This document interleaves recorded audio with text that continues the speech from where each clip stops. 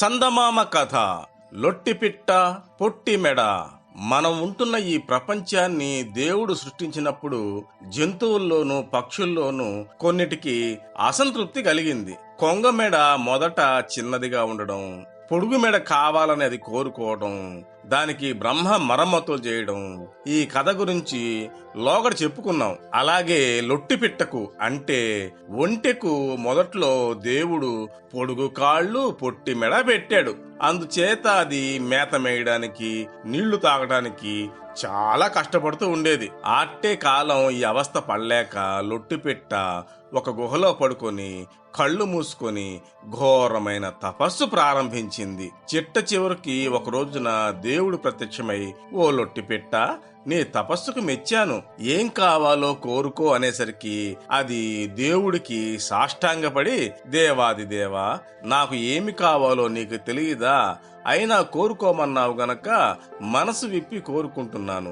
నా శరీరంలో అవయవాలన్నీ చక్కగా అమర్చావు, కాని కాలికి తగిన పొడవు మెడకు లేకపోవడం వల్ల చాలా చిక్కుగా ఉంటున్నది. అందుచేత పొడవైన కంఠం అనుగ్రహించి పుణ్యం కట్టుకోవలసింది అని కోరింది.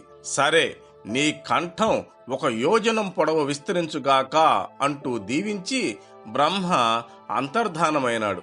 బ్రహ్మ వరం ఇవ్వగానే గుహలో పడుకొని ఉన్న లొట్టిపిట్ట మెడ యోజనం దూరంలో ఉండే ఒక మహా అరణ్యం వరకు పెరిగిపోయి అక్కడ ఆగింది. ఇప్పుడు లొట్టిపిట్ట గుహలో నుంచే మెడచాచి యోజనం దూరంలో చుట్టుపక్కల ఉండే రకరకాల చెట్ల పళ్ళు, మహానదులలో ప్రవహించే తీయటి నీరు ఆరగించి హాయిగా ఉంటుంది. అది తన తిండి తను తిని తన గొడవ చూసుకుంటూ ఉంటే బాగానే ఉండిపోను.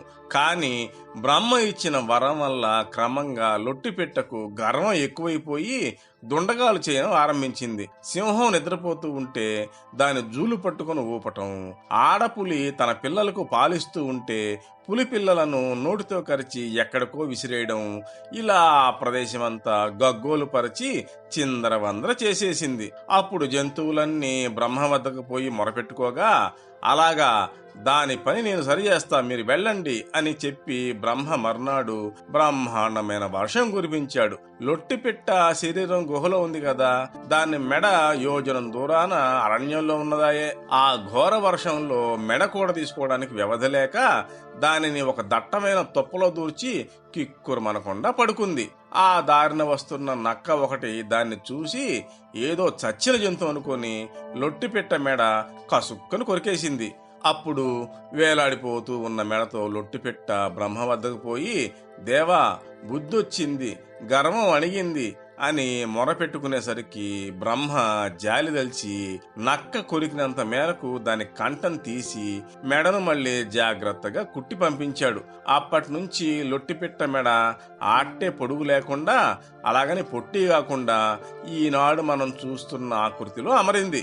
ఎవరిని ఏ విధంగా చూడాలో సర్వజ్ఞుడైన ఆ సృష్టికర్తకే తెలుసు కనుక అది కావాలి ఇది కావాలి అని మనకు మనం కోరడంలో అర్థం లేదు.